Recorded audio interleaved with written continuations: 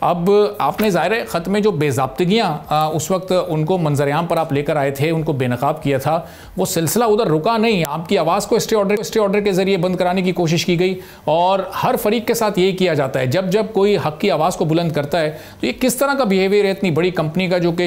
ملک کے سب سے بڑے شہر کو بجلی سپلائی کرتی ہے؟ جی بہت بہت شکریہ. آپ نے یہ جو بیک گراؤنڈ دیا کافی کمپریہنسو بیک گراؤنڈ ہے. آئی تھنک ایک دو چیزیں اس میں کلیریفائی کر دوں کہ یہ انہوں نے کئی نے جو انجنکشن لی تھی یا اسٹے لیا تھا، ظاہر ہے وہ اس کا پرپز یہی تھا کہ یہ ان فیکٹس کو ڈبیٹ نہیں کرنا چاہ رہے تھے نا، ورنہ میں تو انڈیویجول تھا اور یہ پوری آرگنائزیشن تھی اور ان کے پاس ظاہر ہے کوئی جواب نہیں تھا، تو انہوں نے انجنکشن دے لیا تھا ایکس پارٹی جیسے ہوتا ہے. تو بہرحال وہ کیس چلتا رہا. اب یہ جو قانون میں چینج آیا ہے، اب یہ میٹرز جو ہیں وہ نچلی عدالت یعنی سول کورٹس اور ڈسٹرکٹ کورٹ میں چلی گئی ہے. تو یہ جو فیصلہ دیا ہے وہ سینئر سول جج نے دیا ہے، یہ جو ہے نا ہائی کورٹ نے نہیں دیا. اور اس میں جو میں نے میری جو ازیشنز تھیں اور جو میری پوائنٹس میں نے کہے تھے کہ میں یہ کام جو ہے صرف پبلک انٹرسٹ میں کر رہا ہوں تاکہ جو شیئر ہولڈرز ہیں، ریگولیٹرز ہیں، بینکرز ہیں جن کے سٹیکس لگے ہوئے ہیں ان کو پتہ چلے. اور اماؤنٹ جو اس وقت تک انوالوڈ تھی جو کہ انہوں نے جو financial statements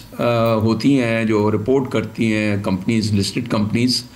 to the shareholders اور اسٹاک ایکسچینج میں فائل کرتے ہیں، اس میں تقریباً اس وقت تک 53 بلین روپیز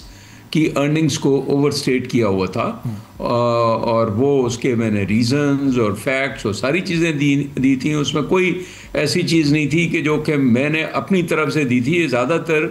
جو ہے یہ فیکٹس تھے، اور وہ پھر ظاہر ہے اس لیے وہ ڈسکس نہیں کرنا چاہ رہے تھے. تو اب وہ جو کورٹ ہے انہوں نے کافی ٹائم کے بعد اور سننے کے بعد ان کی ساری چیزیں، کیونکہ ان کے پاس کچھ بھی نہیں تھا، فائنلی یہ انہوں نے ورڈکٹ دیا ہے کہ میں نے واقعی آلدو یہ ٹینٹیٹیو اسیسمنٹ ہے کیونکہ ان کا جو ڈیمیجز کا کیس ہے 5,000 روپے میرے اوپر ڈیمیجز فائل کیے ہیں تو وہ تو پینڈنگ ہے، مطلب وہ بھی چلنا ہے. لیکن جو انجنکشن تھی وہ جج صاحب نے ختم کر دی اور اس میں لکھا ہے کہ میں نے پبلک انٹرسٹ میں کیا ہے اور کوئی اس میں کانفیڈینشیلٹی کی میں نے وائلیشن نہیں کی ہے، کیونکہ یہ جب ایک آرگنائزیشن جو ہے ایک کائنڈ آف یہ فائنینشیل رپورٹنگ فراڈ ہے فرینکلی جو یہ کر رہے تھے اور کر رہے ہیں، تو اس کو رپورٹ کرنا ذمہ داری ہوتی ہے شہری کی. اور اگر میری جو ڈائریکٹرز کی ایک فیڈیوشری رسپانسبلٹی ہوتی ہے، اب میں نے یہ سوال یہ ہے کہ میں نے کیوں کمیونیکیٹ کیا. جب تک میں ڈائریکٹر تھا بورڈ میں تو میں وہاں پر ریز کرتا رہا، ڈسینٹ کیا، اور میرے ساتھ ایک اور گورنمنٹ ڈائریکٹر تھے انہوں نے بھی ڈسینٹ کیا. لیکن وہاں پر کیونکہ صرف میجورٹی شیئر ہولڈرز کے ریپرزنٹیٹیوز بیٹھے ہوئے تھے اور مائنورٹی شیئر ہولڈرز اور باقی اسٹیک ہولڈرز جو ہیں وہ کمپنی کے اندر نہیں ہوتے، تو